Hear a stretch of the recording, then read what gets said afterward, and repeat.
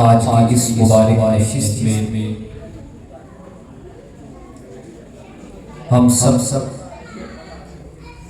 راجہ سبحان کی عالی کی تکمیل قرآن مقدس کے سلسلے میں یہاں جمع ہیں۔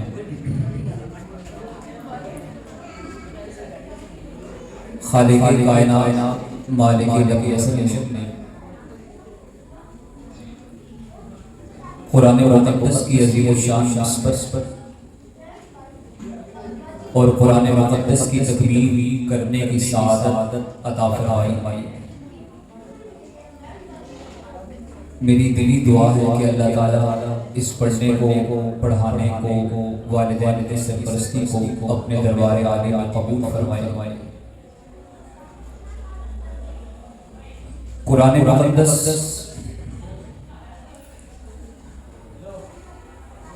خالق کائنات کی عظیم الشان کتاب اور اس دھرتی پہ اللہ تعالیٰ کا سب سے بڑا خزانہ اور اللہ کی سب سے عظیم الشان نعمت ہے۔ آپ یوں سمجھ لیجیے کہ قرآن اللہ کی سب سے قیمتی چیز ہے۔ ہمارے پاس اگر کوئی قیمتی چیز ہو ہم وہ ہر کسی کو نہیں دیتے۔ قیمتی میسیجز کے لیے فولڈرز بھی الگ ہوا کرتے ہیں، قیمتی ڈاکومنٹس کے لیے، قیمتی تصاویر کے لیے فائلز الگ ہوا کرتی ہیں۔ اگر آپ کے پاس سونا ہو تو آپ کسی بھی راہگیر کو یا کسی بھی پہچان والے کو نہیں دیں گے کہ وہ کسی تک آپ کی یہ امانت پہنچائے، بلکہ قیمتی چیز کے لیے آپ اس شخص کا انتخاب کریں گے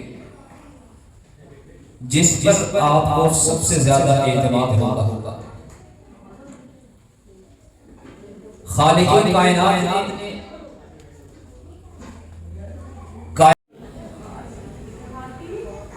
دھرتی پر بسنے والے عالم انسانیت میں سے چند مخصوص لوگوں کے قلوب، ان کے اذہان اور ان کے نفوس قدسیہ کا انتخاب فرمایا اور پھر انہیں قرآن مقدس کے ساتھ شب و روز گزارنے کی توفیق عطا فرما کر یہ نعمت اور یہ قیمتی خزانہ ان کے حوالے کیا، بلکہ چند دلوں کا اللہ نے انتخاب فرمایا اور قرآن کو ان قلوب میں محفوظ فرمایا۔ اس میں کوئی شک نہیں کہ قرآن کائنات کا سب سے قیمتی خزانہ ہے۔ جن قلوب میں اللہ نے اس خزانے کو محفوظ فرمایا وہ قلوب بھی کائنات کے سب سے قیمتی قلوب ہوئے، اور جن لوگوں کے حوالے اللہ نے یہ کلام کیا وہ لوگ فرش زمین پر خالق کائنات کے سب سے قیمتی لوگ بن گئے۔ اللہ نے جب یہ امانت عرشوں سے زمین پر اتارنے کا ارادہ فرمایا تو مخلوقات عالم میں بہت سی مخلوقات کے سامنے اللہ نے کلام اللہ کو پیش کیا ہے۔ مخلوقات عالم میں کائنات کی کسی مخلوق میں یہ جرأت تاب نہیں تھی کہ وہ قرآن مقدس کا ثقل برداشت کر سکتے اور اس عظیم الشان امانت کو اٹھا سکتی. اس عظیم الشان امانت کے لیے اللہ نے رحمت عالم صلی اللہ علیہ وسلم کا انتخاب فرما کر ان کے حوالے کی. جب اسے نازل کرنے کا ارادہ فرمایا تو آسمانوں پر، زمین پر، پہاڑوں پر اس امانت کو پیش کیا اور اس ساری موجودات کو اللہ نے قرآن کا حصہ بنا کر نازل کیا ہے اور ہمیں بتایا. فرمایا اِنَّا عَرَضْنَا الْأَمَانَةَ عَلَى السَّمَاوَاتِ وَالْأَرْضِ وَالْجِبَالِ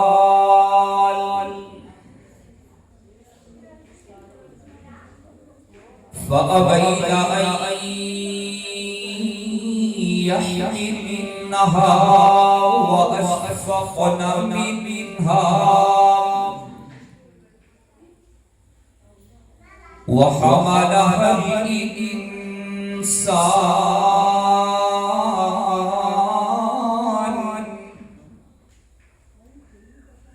إِنَّهُ كَانَ ظَلُومًا جَهُولًا.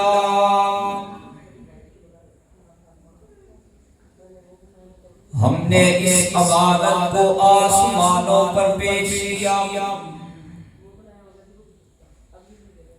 اس لیے کہ ہماری مخلوقات میں جو رفتیں اور بلندیاں ہم نے آسمانوں کو عطا فرمائی ہیں،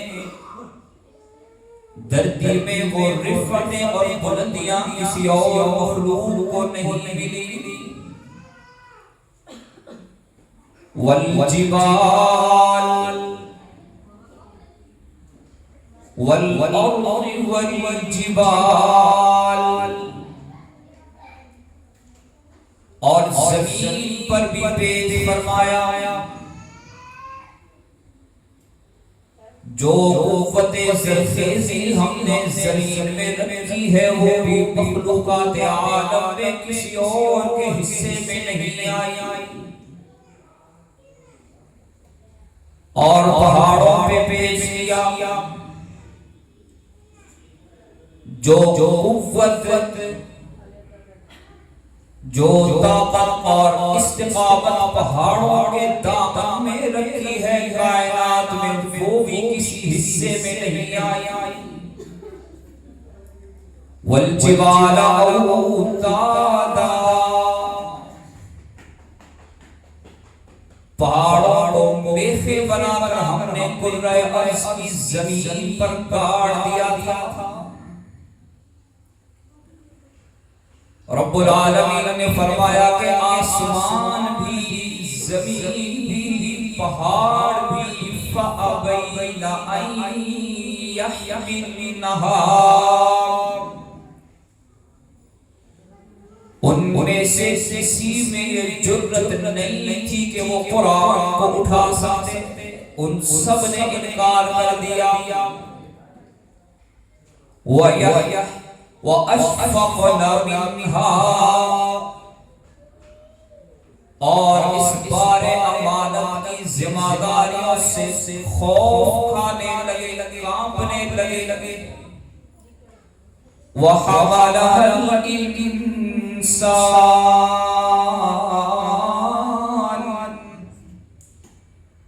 پھر اس بار امانت کو انسان نے اٹھایا ہے، خاص انسان رحمت عالم صلی اللہ علیہ وسلم نے. میں نے تصور کی دنیا میں سوال کیا کہ مولا کائنات، آپ تو قادر اور قدیر ہیں، آپ کو پوچھنے کی کیا ضرورت، آپ نازل کر دیتے قرآن کو پہاڑوں پر. آپ اتار دیتے قرآن کو آسمانوں پر اور زمین پر۔ رب العالمین نے جواب دیا لو انزلنا هذا القرآن على جبل، اگر ہم قرآن کو پہاڑوں پر نازل کرتے لرأيته، تو آپ ان پہاڑوں پر ہماری قدرت قاہرہ کا عجب نظارہ دیکھتے، لرأيته خاشعا متصدعا من خشية الله، وہ پہاڑ بھی اللہ کے خوف سے نزول قرآن کے سبب ریزہ ریزہ ہو جاتے۔ قرآن کے سگل کو پہاڑ نہ اٹھا سکے تو ذرا پوچھئے نا قرآن سے کہ تو کہاں آیا ہے؟ قرآن پکار کے کہتا ہے نزل علی قلب محمد وَهُوَ الْحَقُّ، میں ہوں صداقت کے عالمی برہان، آمنہ کے در یتیم، عبداللہ کے نور نظر، محمد رسول اللہ، سب کہتی ہیں صلی اللہ علیہ وسلم کے قلب اطہر پہ نازل ہوا ہوں۔ قرآن سے پوچھئے نا کہاں سے آئے ہو؟ آواز آتی ہے فی لوح محفوظ،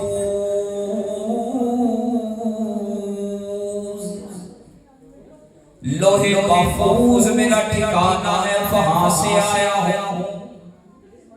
قرآن سے پوچھئے لے کر کون آیا ہے؟ آواز آتی ہے نازل بہ الروح الامین، مجھے روح الامین جبرائیل علیہ السلام کے ذریعے سے اللہ نے نازل فرمایا ہے۔ قرآن سے پوچھئے نا تجھے بھیجا کس نے ہے؟ آواز آتی ہے اِنَّا نَحْنُ نَزَّلْنَا الذِّكْرَ وَإِنَّا لَهُ لَحَافِظُونَ، اس ذکر کو قرآن کو نازل کرنے والے بھی ہم اور اس کے محافظ بھی ہم ہی ہیں۔ قرآن سے پوچھئے نا کب آئے ہو؟ آواز آتی ہے شہر رمضان الذی انزل فیہ القرآن، مجھے اللہ نے رمضان المبارک میں نازل کیا ہے۔ قرآن سے پوچھئے نا یہ تو مہینہ بتایا ہے، ہمیں وہ لمحہ بتا جب اللہ نے تجھے نازل کیا۔ قرآن پکار کے کہتا ہے اِنَّا أَنزَلْنَاهُ فِي لَيْلَةِ الْقَدْرِ، لَيْلَةُ الْقَدْرِ خَيْرٌ مِّنْ أَلْفِ شَهْرٍ، لیلۃ القدر کی رات میں اللہ نے مجھے نازل کیا۔ قرآن سے پوچھئے نا کہ کیا تیرے اندر رد و بدل کی گنجائش ہے؟ ہر محقق کی تحقیق، ہر مصنف کی کتاب وقت گزرنے کے بعد بدل جایا کرتی ہے، کیا تیرے الفاظ میں بھی تبدیلی کی گنجائش ہے؟ آواز آتی ہے لا مبدل لکلماتی، میرے کلمات کو بدلا نہیں جا سکتا۔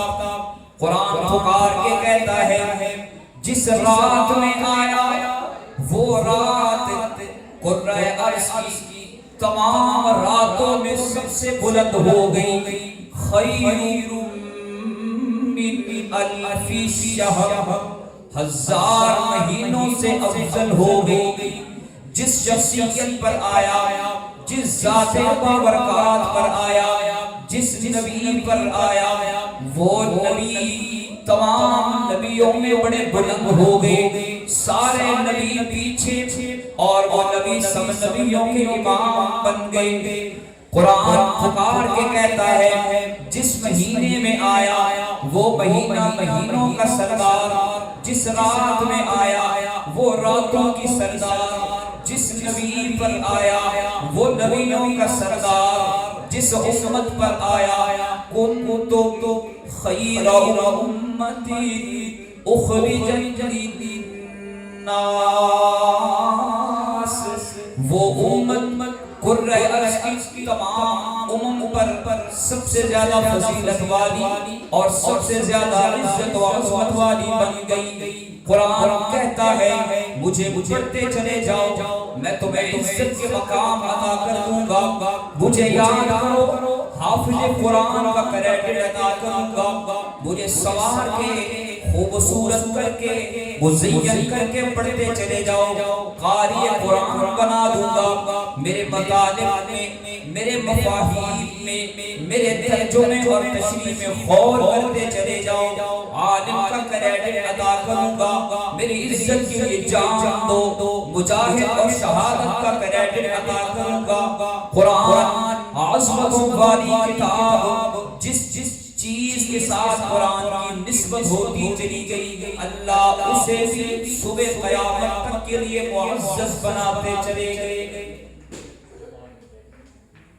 نبی کی نسبت قرآن سے نبی اعلیٰ، امت کی نسبت قرآن سے امت اعلیٰ، مہینے کی نسبت قرآن سے مہینہ اعلیٰ، رات کی نسبت قرآن سے رات اعلیٰ. جن لوگوں کی نسبت قرآن سے ہوگی وہ لوگ سب لوگوں میں اعلیٰ.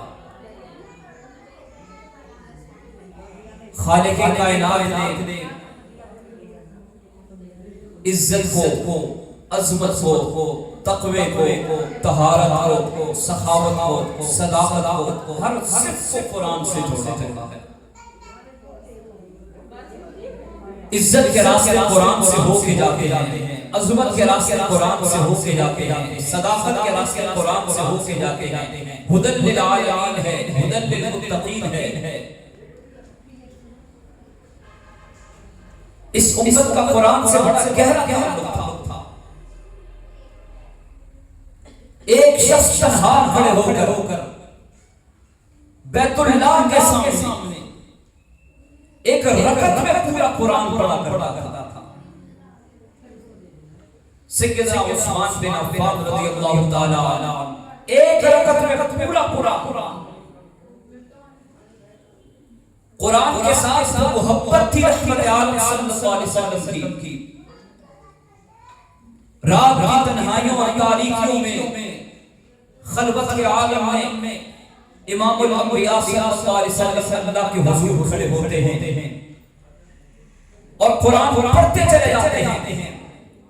سورہ بقرہ مکمل ختم، سورہ آل عمران مکمل ختم، سورہ نساء مکمل ختم. اتنا قرآن پڑھا، اتنا قرآن پڑھا کہ خود خالق کائنات نے ارشاد فرمایا میرے محبوب ما انزلنا علیک القرآن لتشقى، ہم نے قرآن کو اس لیے تو نازل نہیں کیا تھا کہ آپ اپنے آپ کو مشقت میں ڈال دیں.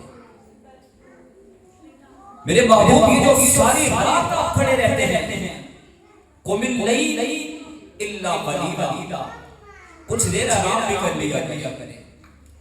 ساری رات عبادت کے لیے کھڑے رہتے ہیں. آپ یہ پائے پتہ سوچ جایا کرتے ہیں، سو جایا کرتے ہیں، کچھ دیر آرام کر لیا کریں. اس سنت کا بڑا گہرا تعلق تھا قرآن سے. مرد تو مرد رہے، خواتین کا بھی بڑا گہرا تعلق تھا. تاریخ میں آگے ایک خاتون کا ذکر ملتا ہے، عبداللہ بن مبارک، بڑے مشہور تابعی گزرے ہیں، عظیم محدث گزرے ہیں. وہ فرماتے ہیں کہ میں حج کی نیت سے رحمت عالم صلی اللہ علیہ وسلم کے حضور در اقدس میں حاضری کی نیت سے سفر کے لیے جا رہا تھا. راستے میں ایک جگہ رکا. ایک طرف میں نے ایک سایہ دیکھا. قریب ہوا تو میں عجب منظر دیکھتا ہوں. وہ ایک بوڑھی خاتون ہے, بوڑھی اماں ہے جو بیٹھی ہوئی ہے صحرا میں تنہا اکیلی. میں ان کے قریب ہوا. عبداللہ بن مبارک جیسے عظیم محدث, عظیم عالم, بہت بڑے انسان کی بوڑھی اماں سے ملاقات ہوئی ہے. اور وہ خاتون جس نے زندگی کے 40 سال اس انداز سے گزارے کہ ایک لفظ بھی زبان سے قرآن کے علاوہ نہیں ادا کیا. ہر بات کا جواب قرآن سے لیتے چلی جا رہی. وہ فرماتے ہیں کہ میں ان کے نزدیک ہوا تو میں نے ان سے گفتگو کی. میں نے کہا السلام علیکم ورحمۃ اللہ وبرکاتہ. وہ جواب دیتے ہوئے کہتی ہیں سلام قولا من رب رحیم.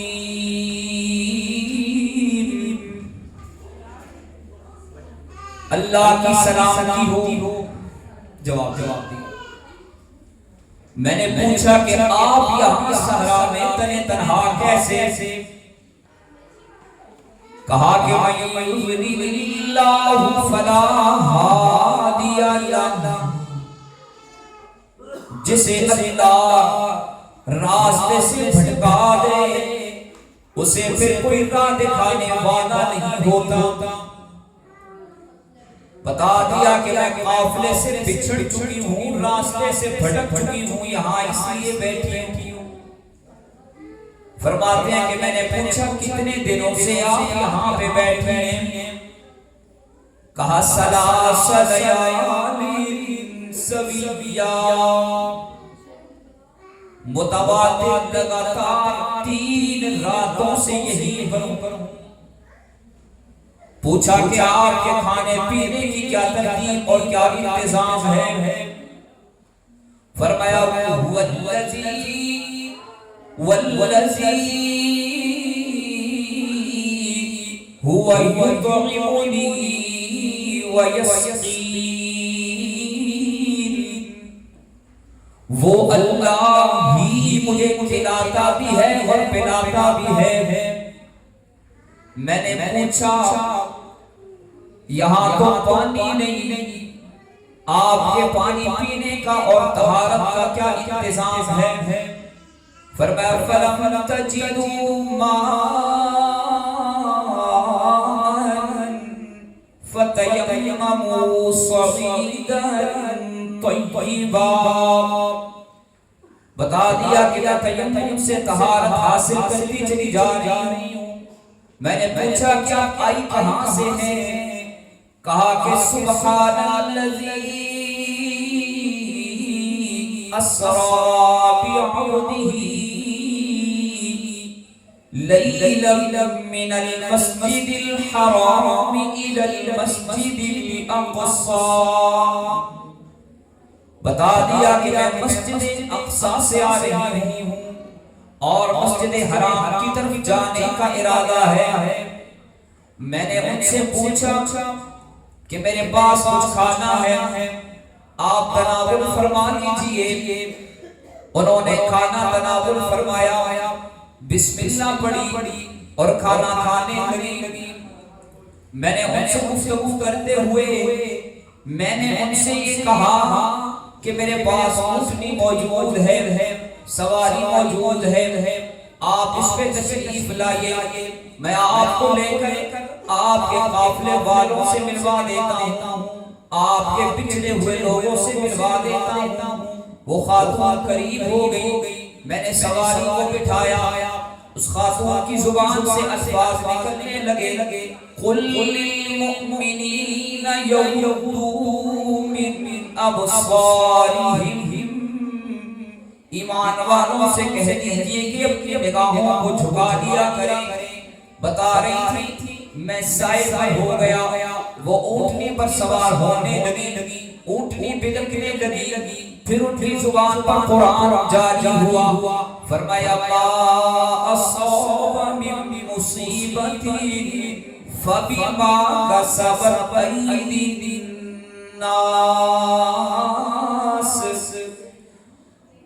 یعنی انہیں میری مدد کی ضرورت تھی، میں نے اونٹنی کو بٹھا کر اس کے پاؤں باندھ دیے، وہ اس پہ بیٹھ گئی، اور پھر میں نے پاؤں کو کھولا، اونٹنی کھڑی ہوئی، پھر قرآن پڑھنے لگی، سبحان الذی سخر لنا ھذا وما كنا له مقرنین وَإِنَّا إِلَىٰ رَبِّنَا لَمُنْقَلِبُونَ۔ میں نے اونٹنی کی مہار پکڑی اور چلنے لگا، تیز رفتار میں چل رہا تھا، فوراً پھر بولی مَا تَيَسَّرَ مِنَ الْقُرْآنِ،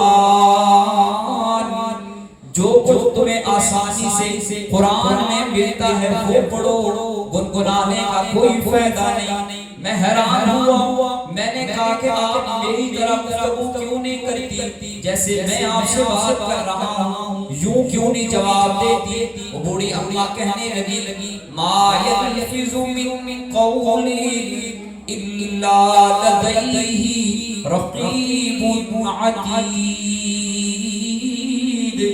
آپ کی زبان سے ایک لفظ بھی ایسا نہیں نکلتا جسے لکھنے والے موجود نہ ہوں، جسے تحریر کرنے والے موجود نہ ہوں۔ زندگی کی کتاب کو، الفاظ کو، نگاہوں کو، سماعتوں کو، گفتار کو، کردار کو، اخلاق کو، سوچوں کو، عادات کو، ہر چیز کو لکھا جا رہا ہے، اور کل قیامت کے دن اللہ پیش کرے گا اور ہاتھ میں دے کر کہے گا اقرأ کتابک کفا بنفسک اليوم علیک حسیبا،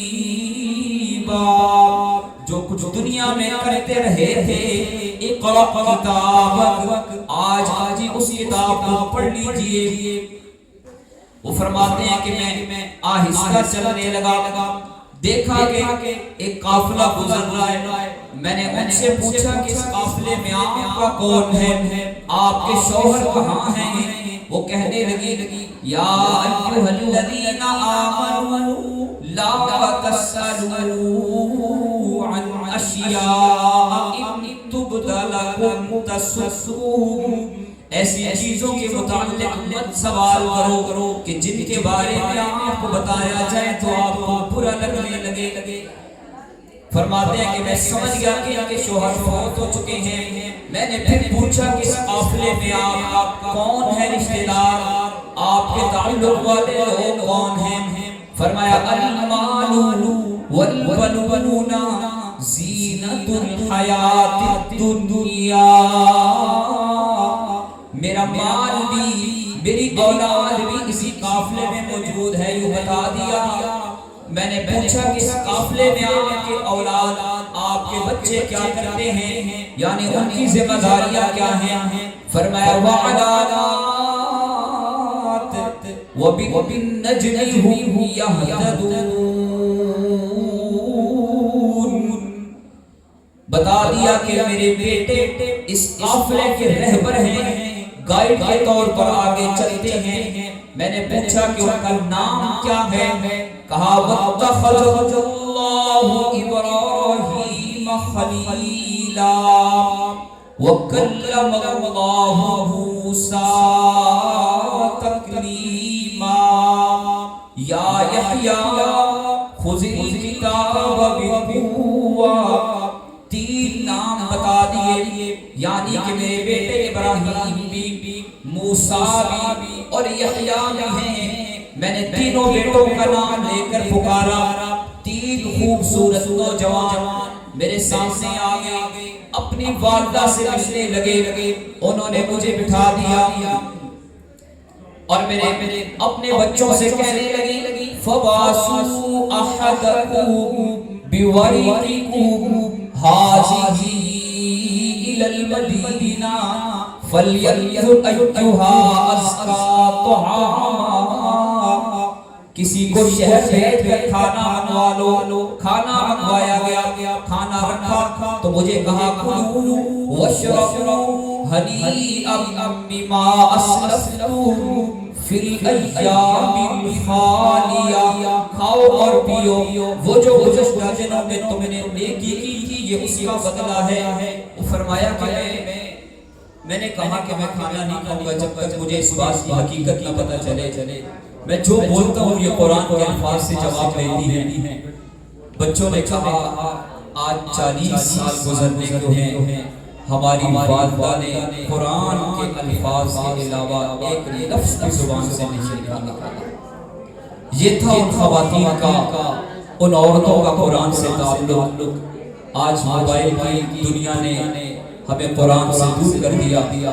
अल्लाह ताला वो जो खोया हुआ हमारा कुरान से ताल्लुक है, इस माह मुबारक की बरकत से हमें वो दोबारा कायम करने की तौफीक अता फरमाए। इफ्तार का वक्त करीब है और हमारे मुअज़्ज़ज़ मेहमान भी तकरीबन तशरीफ ला चुके हैं और बिलखसूस हमारी महफिल की ज़ेब व ज़ीनत मेरा शागिर्द रशीद